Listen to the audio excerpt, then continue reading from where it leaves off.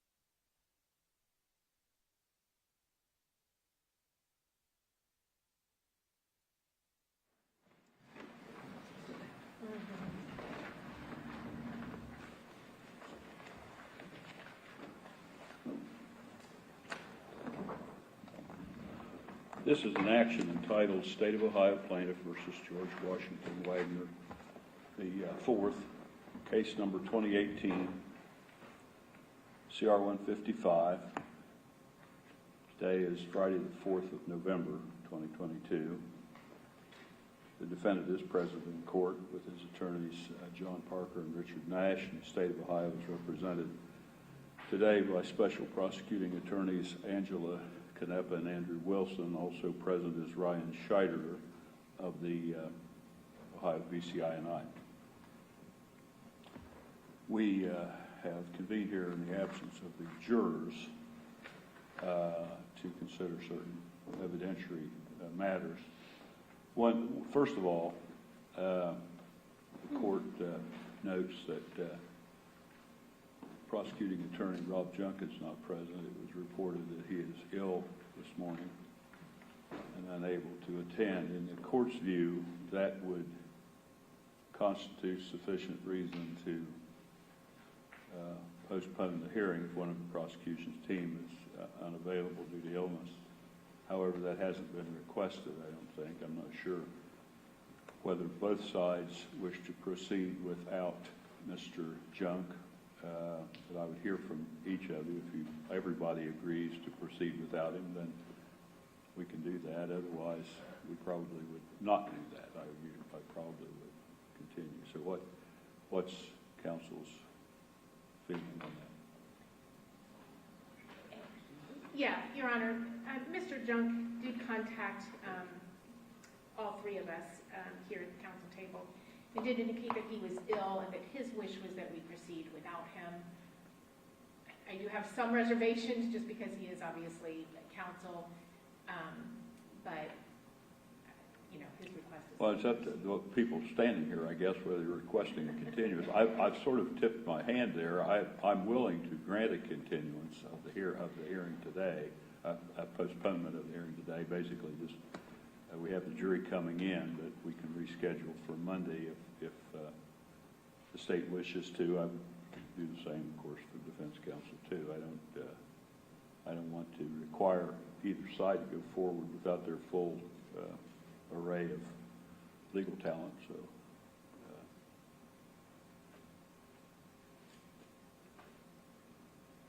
Yeah. I was deciding if you feel well. Ms. Kneppa and I have talked about that a little bit this morning, and we're okay with moving forward. One of the issues that we discussed, and Ms. Kneppa raised, was we're just nervous about any inferences the jury may draw by the fact that the county prosecutor's not at the table with us, or any thoughts that they may have on that. I don't know if that's cured with an instruction that just says Mr. Junk is unavailable today, and the parties have decided to proceed without him. He's expected to be back Monday. I don't know if even that's something that the defense would want to do. That's our only concern. We are ready to go ahead and proceed forward today with that one caveat. I can't. Your, I guess, guess would be as good as mine about what a jury would think about it. But I certainly can just indicate that he's unavailable. I probably would say due to illness, but that would be the end of that. That would be all I would say about it. But how that affects the jury, I don't know. What's the defense counsel? We take no position. Whatever the prosecution wants, or the court rules, we're fine with. Judge, I mean, just to be clear, the jury's not due here for another half hour or so. Right. And we've been scheduled to discuss a couple of legal issues. Right. I don't know if the state prosecutor, the special prosecutors that are here want to go forward on the legal issues only, or just put everything on hold, or proceed on the legal issues and not with the jury. I'm not sure exactly what the position is on that. With respect to the legal issues, just to make the record clear, at about 8:10 this morning when I walked in, I did receive a large stack of intercepts, transcripts that are meant to be part of this legal hearing. Had a chance to review some of them with my client, but certainly not all of them. Yeah, one concern the court has is that we have, and I guess we're sort of sidestepping a little bit here on Mr. Junk's presence or not, but just let me mention that we have, I don't know how many transcripts it is. Is it 18? Does somebody mention a number? There was 21 initially turned over to the defense. I've given them 3 more, and there's a couple more. Okay, so we have a couple of dozen at least transcripts, which I understand, or documents, which I understand to be transcripts or alleged transcripts of snippets of recorded conversations. First of all, let me say, I thought that those kinds of things were going to be done and turned over prior to trial. I mean, maybe I misunderstood, but I remember it coming up, and we've had several of these prosecutions, so I won't specifically say it was in this case, but I know that it was requested, especially concerning. Your Honor, we did turn that over, just so to be clear. We turned over transcripts for both the 2017 and the 2018 T3s. Today is concerning just the 2018, and this is a subset of that. But they have these transcripts. Oh, all right. It's just we're now identifying the ones that we intend to use. Now, in fairness, I mean the 2018 T3 especially, I don't remember how many pages it is. A lot. But, so, we are. I mean, just to follow up. Sorry. Nope. I mean, yeah, we were given the original recordings, which are probably hundreds of hours, dozens of hours of recordings, and we did get the transcript, but none have ever been identified as to which ones they want to use. And of course, how long have we been in trial? 2 months, 3 months now we've been in trial, and of course, the ones they want to use have to be considered in the context of what has been presented in court so far. So while we're familiar in general with these transcripts, putting them in context of what we've learned through other witnesses is obviously important. I think Mr. Parker makes a pretty good point. Early on, that's one of the reasons we didn't necessarily identify specific recordings. We gave them everything and said, hey, we may use any of these because, you know, it may change as the trial goes on, which ones we're actually going to use. We didn't want to put ourselves, again, in a trick bag where we didn't identify a specific one that as the trial went on, oh, now we need to present this one, and then be stuck with, well, you didn't identify that one. So we gave them everything. And again, literally, a lot of times we don't know until just before the actual ones we're going to use. So we've identified those, we've handed those over. And one of the arguments that we'd like to make with respect to these transcripts is their use as a listening aid. And that's part of the argument that we were prepared to make. We've got case law support this morning. But with each of these transcripts, there is a recording that we would play.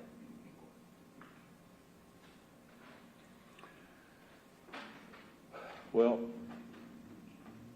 let's say 24 right now, maybe 25 transcripts, snippets. Some of the transcripts, and I'll be frank with you, I tried to, counsel gave me a copy a few minutes ago too, and I've been going through them as quickly as I'm capable of reading, which is not maybe the fastest reader. I noticed that at least in the case of one, there was sort of an introductory paragraph that wasn't really a transcript, and it was, this is this, and I noticed in a couple of others, I think, that there was meaning this in parentheses, and those kinds of things are things that we've been trying to stay away from. Is saying that when somebody says him, meaning this person or meaning this, because that's interpreting what's being said. Now, there may be more of that. I'm only saying that I saw that in one or two, but there may be more of that. There were a couple of the transcripts that I was looking at where I would say that the balance between the probative value versus the what's the correct term, the harm to be caused might be questionable. Now that's not true in all of them. There were some in which there was a discussion primarily of hiring an attorney. Maybe some probative value somewhere in there, but it looked like mainly it was who are we going to get as our attorney and so forth, which is something else that the court questions about whether. So I guess what I'm trying to say is, just as a general matter, is it looks like that some arguments that might apply to some of the transcripts wouldn't apply to other of the transcripts. So it's going to be for the court just to say right now, all these transcripts are okay or all these transcripts are not okay, wouldn't be the right way to deal with it. I don't think. I think it's going to be a matter by matter. So I'm not sure there's time this morning for defense counsel to analyze all of those from that standpoint and make arguments, or quite frankly, for the court to look at all of them in relationship to the argument. So that might be another reason not to proceed with these today. But so that actually maybe circles back to the Mr. Junk point. Since we don't have Mr. Junk here, and we have Ryan Scheider as a witness that we put on who wouldn't get into these transcripts. So we could do that if the court wanted to. We have the jury come in at 10 o'clock. I hate to bring them in for an hour and then have them go while we try to decide what we're going to do with this stuff. Another option would be to call the jury off and basically handle our arguments with respect to these transcripts in the attached recordings, and we can do that without Mr. Junk's presence. And then Monday, Tuesday, we're gonna allow them to open their case on Monday. But when we go back into our case, again, it would be cleaner and some of these issues would be addressed. Again, one of the arguments we're going to make is the use of these transcripts for a listening aid. And if there's any concerns with parts of those transcripts that we don't want in there, that would give us some time to remove those subject to any court ruling on that. Again, we do believe the law would support when the quality of the recordings is poor, we believe the law supports allowing the jury to use a listening aid, subject to any redactions or cleaning up that the court would order us to. So that's an option as well. We could take the whole day to clean this up. We could put a witness on and then take the rest of the day off. However the court wants to proceed, we can certainly do that. Was this the only evidentiary arguments we were going to have today? No. No. There's one other. The one regarding, and that will come up with Special Agent Strider, Your Honor, is regarding the truck photos. If you'll recall, Your Honor, we had provided defense and the court ultimately with some photographs of the back of that vehicle that was reportedly used the night of the homicides. And we had designed or built the false bed according to the way that Jake described it when he was on the stand. I had a recollection that he said vertical and that, you know, I was doing this with my hands straight up. It's impossible for me to describe what that looks like. But lay my hands flat in the air to describe horizontal, and then on their sides to describe vertical. We did go back and get the transcript, Your Honor, and it does very clearly say, he says that he did a 2x4 on top of the that, which was the eyelets that he described, and then screwed the plywood into it. Can you tell us if the 2x4 was, and he said vertical? I said it was vertical, and he said it was vertical, 4 being vertical, 2 being down. And then you said you screwed the plywood into that on the top side. Yes, on the top side. And I said to make a larger compartment in the bed for you and your brother. And he said the addition of the 2x4, and I said yes. And he said no, the vertical was more for integrity, for weight. And I asked if that was sturdy or more reliable. So I feel like he did describe that in the manner that we have built it. And the court had expressed a couple of concerns because we also had some volunteers to get in the back of the bed, and again, just to kind of rebut the inference that has been made thus far that the weight, because of George's weight, he would not have been able to fit into the back of that bed that night. And so we had 2 individuals, but they had masks on, not to, in any attempt to recreate the night, you know, that where Jake testified that they both wore masks.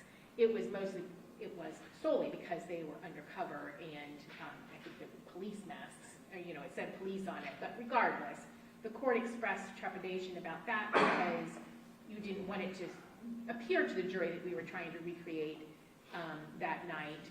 And additionally, they had put screws in the side, and that was not testified to, and we've got no reason to believe there was ever screws in the side.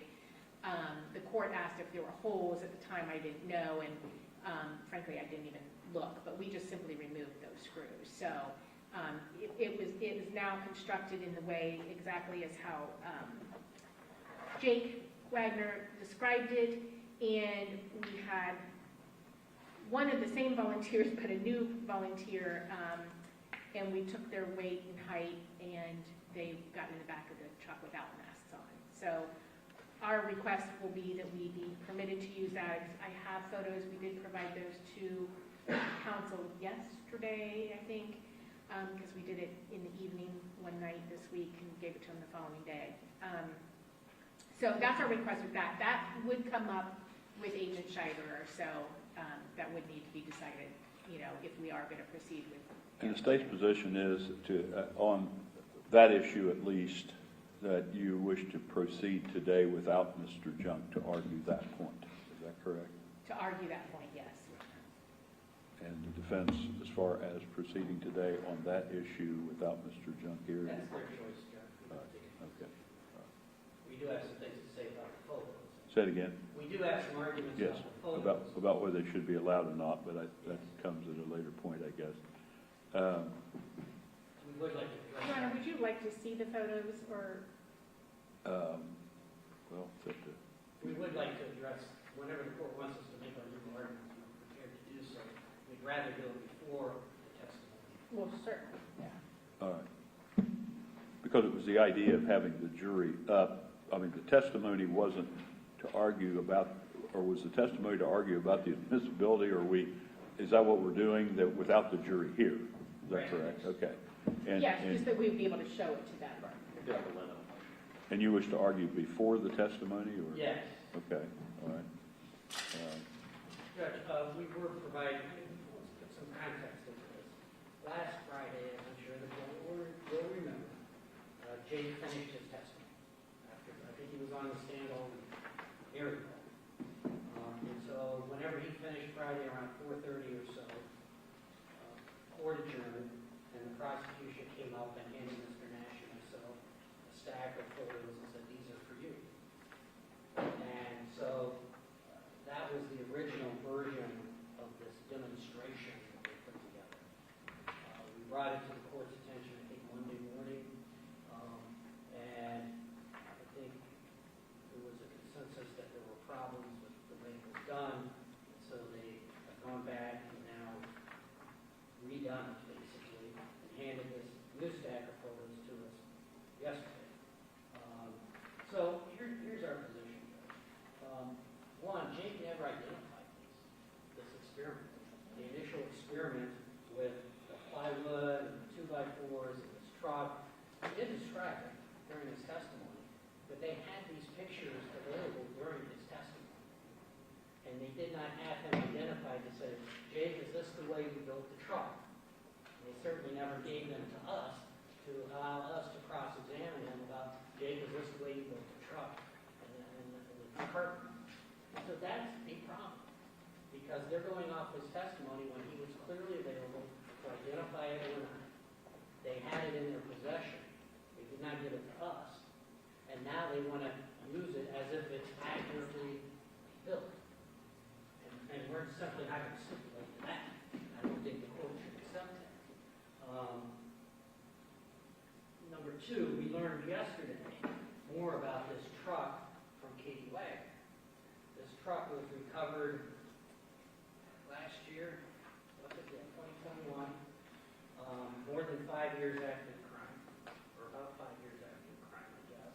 She had made various changes to the truck, including new tires, I believe she said. And so, we don't know if this truck has the same size tires that it had at the time of the crime, if they are smaller, larger, what the ones were at the time of the crime versus the ones depicted in this picture.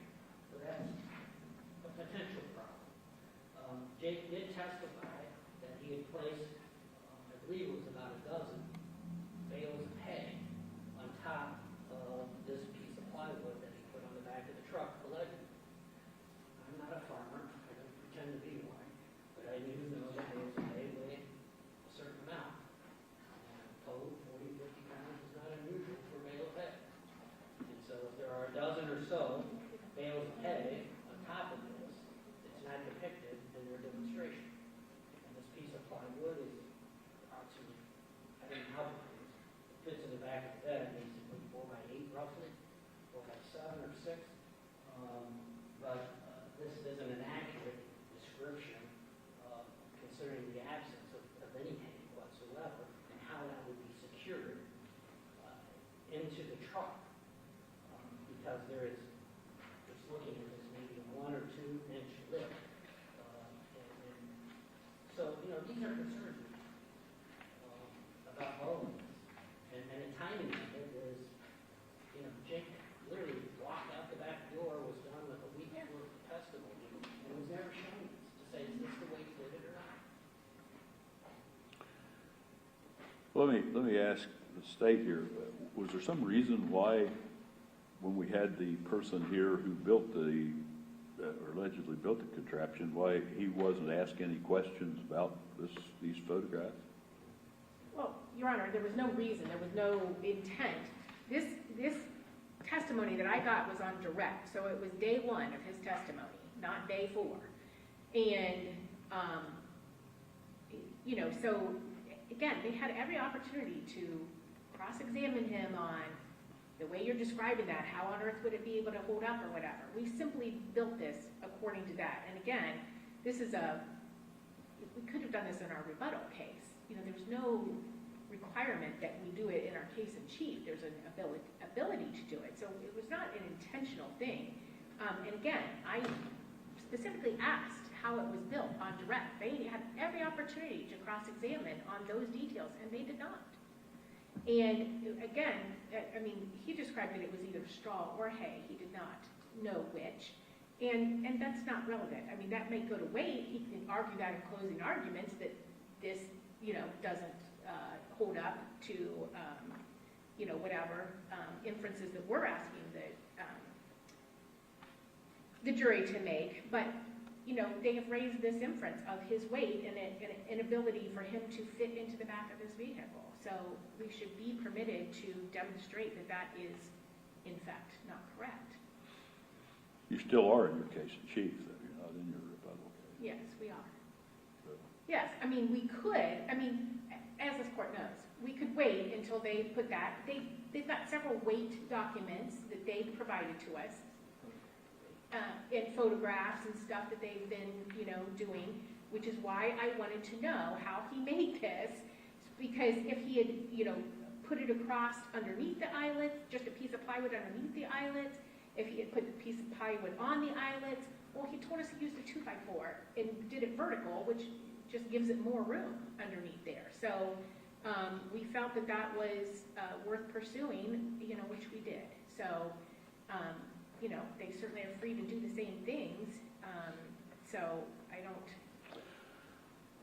Well, I haven't seen the photographs that you intend to introduce. I'm a little curious about. I remember the ones that we looked at on, was it Monday or whatever day it was, that were with counsel present, and the concern that you indicated the court had expressed because there were masks, and it looked like almost whether there was an intent to do a reenactment, which I was a little bit concerned about.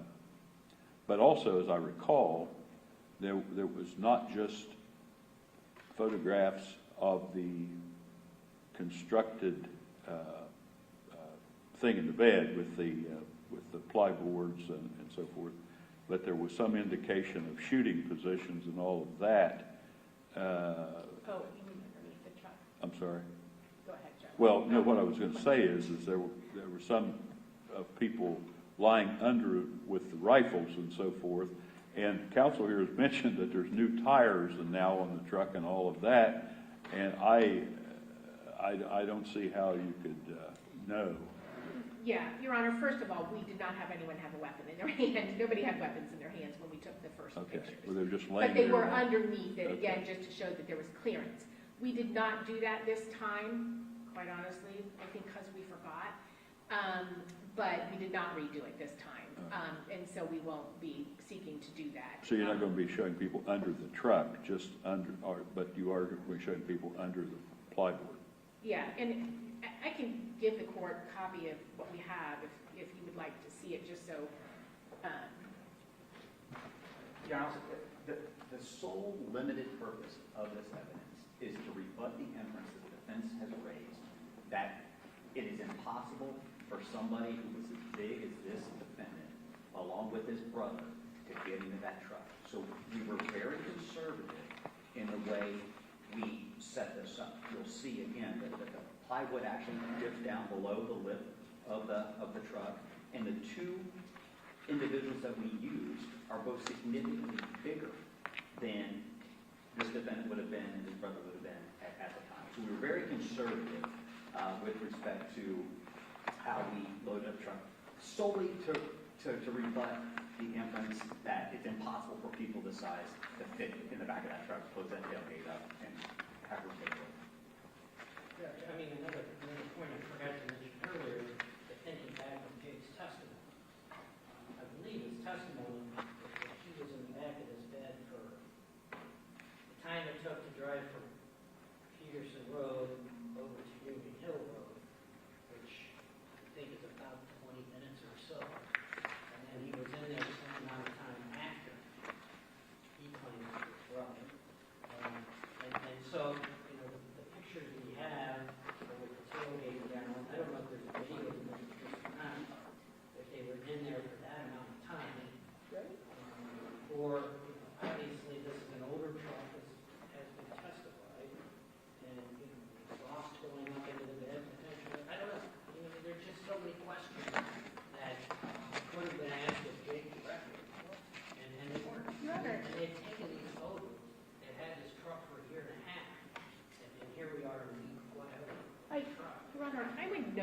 that they went out to that place and took photographs of that truck before the trial even ever started, and asked the jury to look at that truck as a jury view. You'll remember that they're the ones that added that truck onto the jury view. So they had as much access. They could have done exactly what we've done.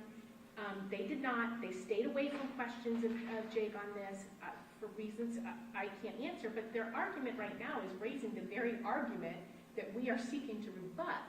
What he's saying is closing argument stuff. You know, we could certainly have these individuals come in where they said they could write a statement back in there, that it was very comfortable and very easy to get out of and all that stuff. But that's what we're trying to demonstrate. We did.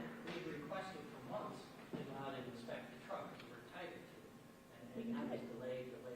We eventually got out. Never delayed. It was absolutely delayed. And we eventually got out there with the prosecutors. And we were able to look at the homes that are in the impound area of the county there, along with the truck. So we were able to look at it and take our reasons. That much is true. All right? But that was all well before trial. And so they knew we had an interest in this well before trial. You didn't raise the weight stuff until trial. The other thing I would point out is the defendant's identity as being a person who actually went up that hill that night was not put before us until the start of the trial. That's not true. That's absolutely not true, because our client gave a statement in Montana. Well, so did Jake, Angela, and Billy. So they knew our client's statement in Montana whenever that was. Again, All right, so this is being treated as a motion by the defense for an in limine order precluding this evidence? Is that what? Yes, I mean, we were, as I described earlier, we were given the initial photos a week ago today. We brought it after court, and brought it to the court's attention Monday morning. And then they've redone the photographs. We were handed it yesterday. Well, procedurally, I was trying to address what we're doing here. It's an in limine order requested by the defense that these not be permitted. So if the court were to overrule that, we still have a situation where we have to lay a foundation for the jury about what you're doing and all of that. And you were going to present testimony today in response to the in limine order? Yes. Or an in limine motion? Yes, yes. Correct? Okay. Special Agent Scheider was the one who took the photographs. And some of that will be repetitious of what would be done in front of the jury if the court overrules the motion, I would assume, correct? Oh, yes. I mean, you want me to put him on now? Well, no, Oh. So I guess as part of this in limine discussion here, we have a transcript of what We have the transcript. Jacob Wagner said. Yes, regarding this, which Okay. was in my direct, and obviously he was subject to cross for at least a day, I think. But, and then we have the photographs, and I would note for the record, then we also have the OLEG of both Jake and George, and I would note that in October of 16, when George had his license renewed, he was 6 feet tall and 252 pounds, according to this document. That was 6 months after the homicides. However, we've been provided documents where he, a year later, or 2 years before, or whatever. But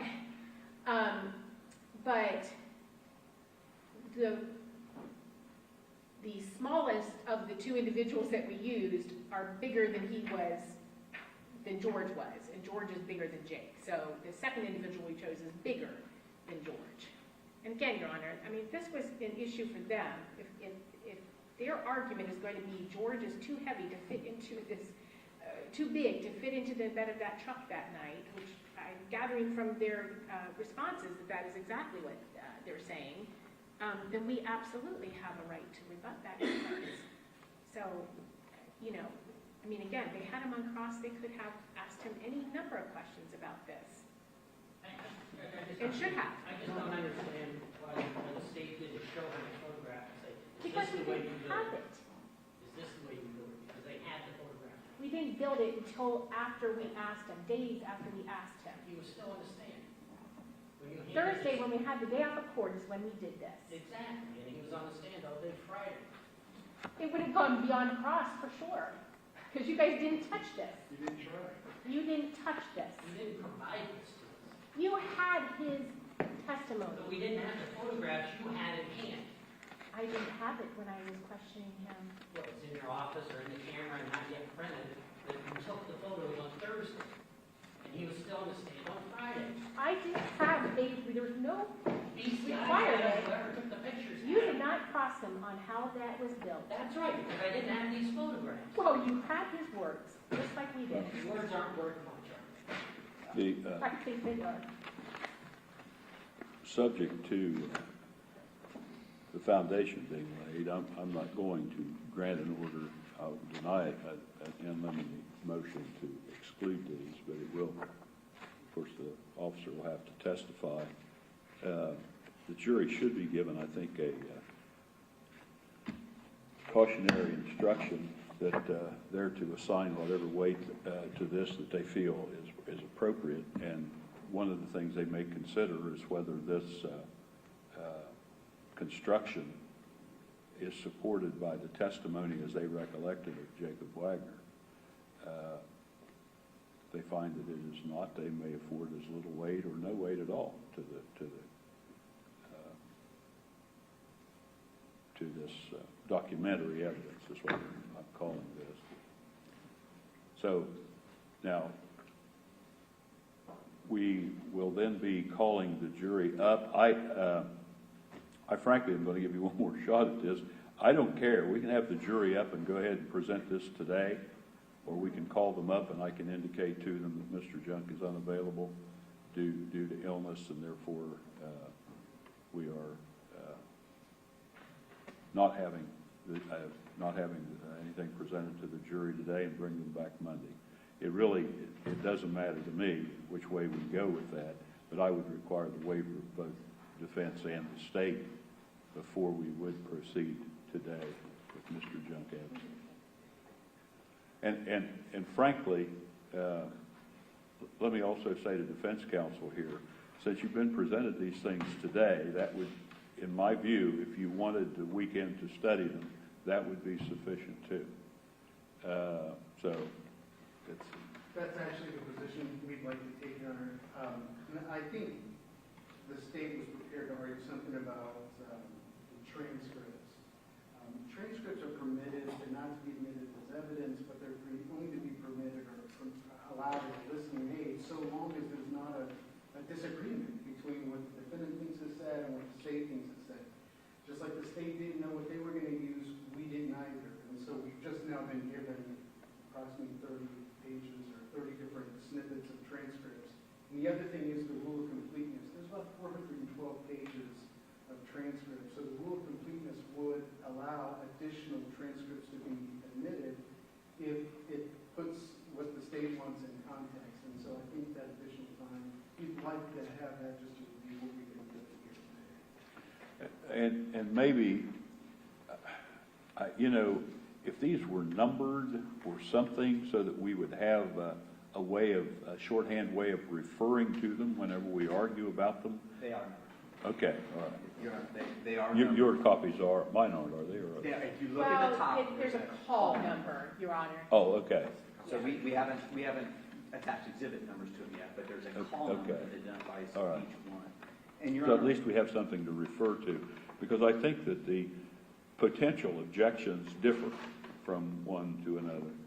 And And some we may not object to, but others we may. yeah, and so it gives somebody time to, because you don't want to miss something on page 3 of an exhibit because you were in a hurry to look at it. So this gives defense counsel some time.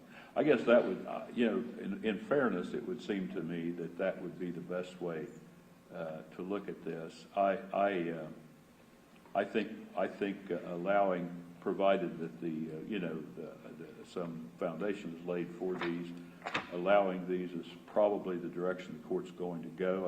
I'm going to overrule the in limine request, but a cautionary instruction will be given to the jury about that the weight to be given to it is theirs to decide, and one of the things they need to consider. whether the construction here is supported by the testimony given by Jacob Wagner.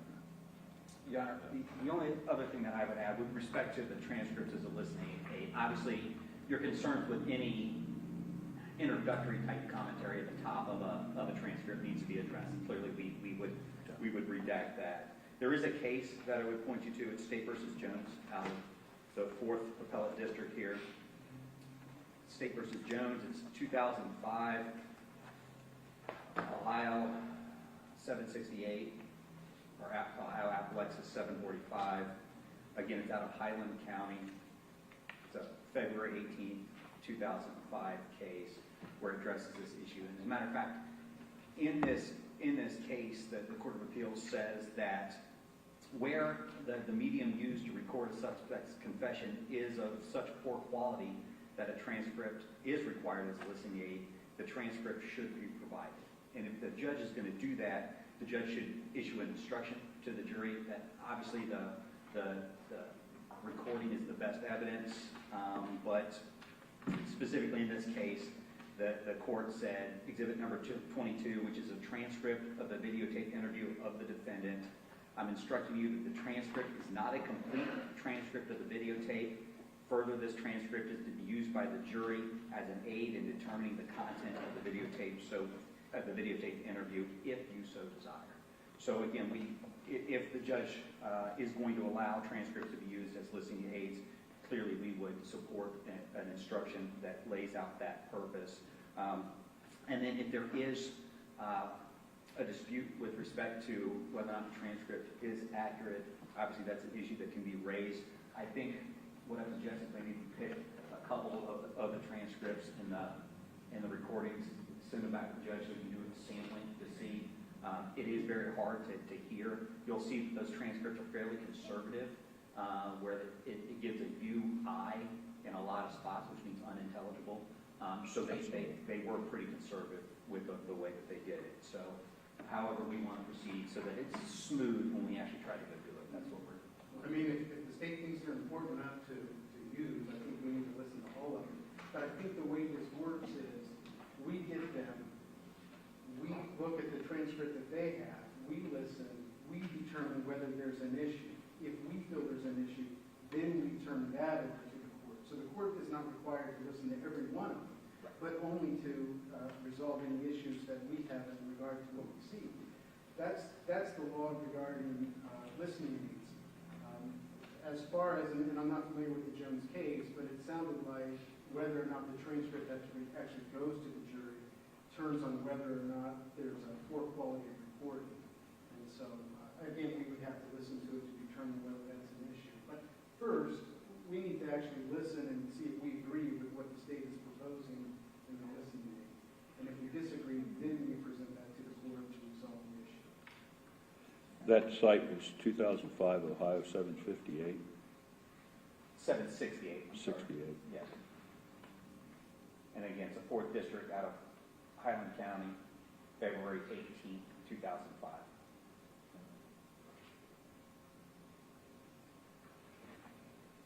All right, so the jury will be brought up. There's no reason to let them stay down there too long. Just bring them up and indicate to them that the court is ordering postponement of the hearing today. That will be taking up Monday, or canceling the day of today, the jury portion of it today. And I will point out that Mr. Junk is ill. I don't know if that's all I need to say or not. Probably is, and that based on that, the court. I won't indicate who asked for postponement or anything else, but the fact that one side has less than all of their attorneys here to continue. That would seem to be the best way to handle it, if that's acceptable with each side. Yes, Your Honor. Yes, Your Honor. All right. And I don't know if you want me to indicate that there are other evidentiary matters the court needs to consider that do not concern the jury. I think that would be helpful, Your Honor. I think Mr. Junk is concerned about, he wanted us to go forward and, so he doesn't want whatever. So I think if we also couple it with that there's All right. evidentiary issues. I don't want to as say well. anything, it sounds like that somebody, I'm assigning to one side or the other the problem of the jury not being here today. I can indicate that the court needs to consider some evidentiary matters, and also that Mr. Junk is ill, so I'm ordering to continue. So, Yeah, the only other thing is Monday morning, we're going to allow the defense to call witnesses out of order. So I don't know if we just address that Monday or. I think so. Okay. I think, yeah. do what? I think we just deal with it on Monday morning. Deal with these issues? No, no. There- Mr. Wilson I was see. bringing up the fact I that the see. defense is Okay. going to call witnesses out of order on Monday. Okay. I think we can just deal with that on Monday. Okay, so we'll probably be calling your witnesses out of order on Monday morning, and we'll explain that to the jury that morning. And as far as these evidentiary issues, when does council feel like we can work in an argument about these things? Well, we intend to work on it all day today. Okay. I don't know, Want to do it Monday morning at like at 8:30 or something? well, let's talk about that once we get to here. Okay. Okay. But, I mean, we intend to work on this all day today. All right.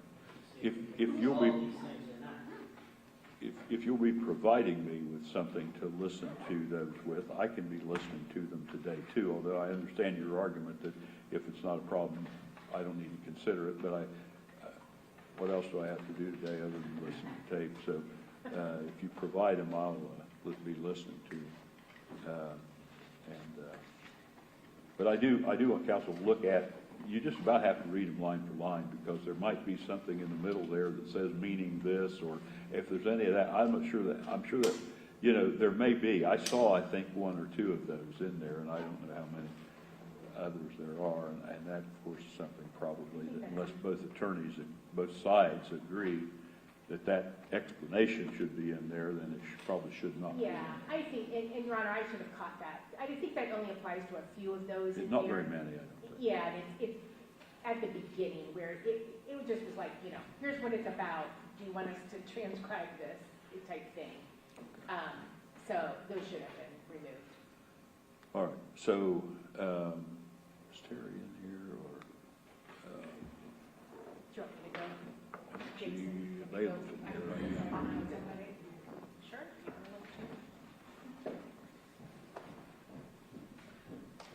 Back here.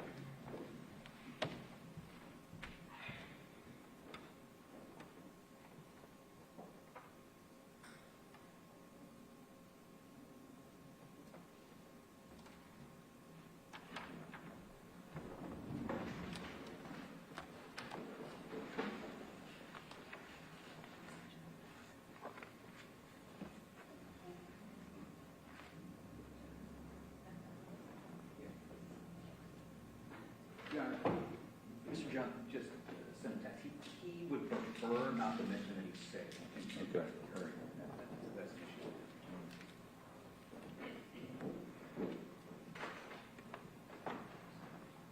Hi.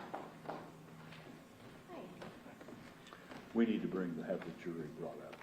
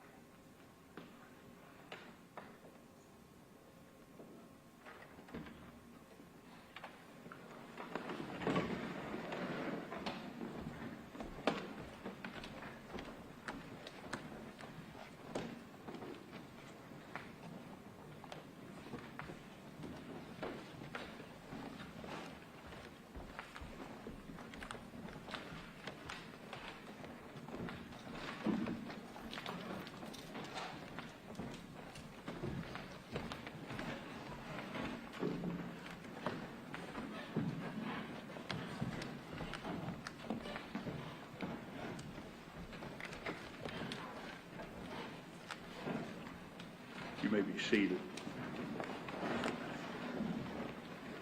Good morning, ladies and gentlemen of the jury.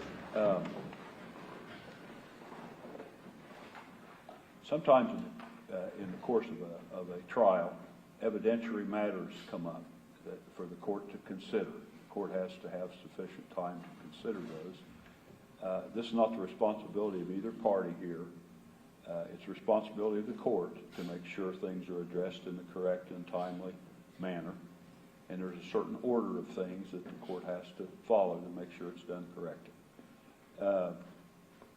So you've been brought here today, and the court is very appreciative of the fact that you're all here today in a timely manner. But the court is going to order a cancellation of this hearing today, so that we can deal with things in an appropriate order. So you'll be going home without hearing any evidence today. I'll give you the admonition here that you're waiting to hear in a moment. But the court wants you to understand that the court appreciates very much your presence, and it's very important that you do exactly as you've been doing, showing up each day and being attentive to what's going on. So with that, you'll be going home today without hearing evidence. You'll be back here Monday morning at 9 o'clock. You are not to discuss this case among yourselves or with anyone else. You're not to permit this case to be discussed with you or in your presence by anyone. You're not to form or express an opinion concerning the case until it's finally submitted to you for deliberation and verdict. You're not to do any research at all concerning the case, either as to the facts or as to the law from any source at all. And you're not to read, view, or listen to any reports or accounts of the case from any source at all. And that would include, of course, newspapers, radio, television, but also would include internet sites such as Facebook, other social networking sites, or any of the others. You're to refrain from all of that. And, of course, have no contact with participants in the trial, including parties, counsel, or witnesses. Again, the court appreciates very much your being here each day and your attentiveness each day. And does counsel for either side have anything you wish to add before I release the jury for the day? All right. You are released for the day with the instruction to be back here Monday morning at 9 o'clock. Please leave your notepads on your seats and wear your badges home and back tomorrow morning. Thank you very much.